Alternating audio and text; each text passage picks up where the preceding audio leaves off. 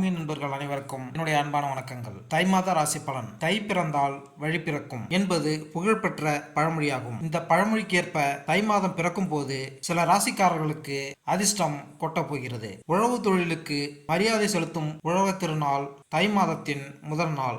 அமாவாசை நாட்களில் பித்ருக்கள் பூஜையை முறையாக செய்து குடும்பத்தில் குழப்பம், சண்டை, வியாதி, வம்ச விருத்தியின்மை போன்றவை ஏற்படும். உலகில் உயிர்கள் பிறக்க காரணமாக இருப்பது சூரிய ஒளி என்பதால் இந்தியாவில் பெரும்பாலான விரதங்கள், பண்டிகைகள், விசேஷங்கள் சூரியனின் மையமாக வைத்து கொண்டாடப்படுகிறது. அதாவது சூரிய பகவான் தனுசு ராசியிலிருந்து மகர ராசிக்கு பெயர்ச்சியாகக்கூடிய மகர சங்கராந்தி ஜனவரி 15ஆம் தேதி, அதாவது தை மாதம் தொடங்க உள்ளது. சூரியனின் ராசி மாற்றத்தால் சிறப்பான பலன்களை பெறக்கூடிய ராசிகள் அல்லது ராசிக்காரர்கள் யார் என்பதை இங்கு பார்ப்போம். சூரிய பகவான் தன்னுடைய மகனான சனி பகவானின் வீடான மகர ராசியில் சஞ்சாரம் செய்ய உள்ளார். மகர சங்கராந்தியான தை மாதத்தின் 12 ராசிகளின் வாழ்க்கையிலும் சாதகமான தாக்கத்தினை ஏற்படுத்தும். கிரகங்களின் ராஜாவாகவும் ஆத்மகாரனான சூரிய பகவான் ஜனவரி 15ஆம் தேதி மதியம் 2:32 மணியளவில் மகரத்தில்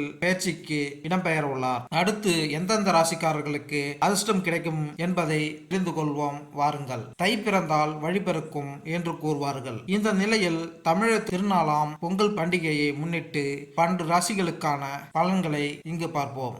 கும்பராசி. எனது அன்பார்ந்த கும்பராசி அன்பர்களே, உங்களுடைய ராசிக்கு 7ஆம் அதிபதியான சூரிய பகவான் 12ஆம் வீட்டில் அமர்ந்து நீண்ட தூர பிரயாணம், வெளியூர், வெளிமாநிலம் போன்றவற்றின் மூலம் நல்ல லாபத்தை கொண்டு வந்து சேர்க்க போகிறார். குறிப்பாக 2ஆம் இடத்தில் இருக்கும் விரிவுபடுத்துவார். இதுவரை நீங்கள் வாங்கி கொண்டிருந்த ஒரு சம்பளம் பத்தாது என்று 2-3 வருமானத்தை உயர்த்த போகிறார். கும்பராசி காலபுருஷ தத்துவத்திற்கு லாபகரமான வீடான 11ஆம் வீடு ஆபஸ்தானபதி என்றால், அப்படியென்றால் இயற்கையாகவே நீங்கள் லாபஸ்தான வீட்டில்தான் பிறந்திருக்கிறீர்கள்.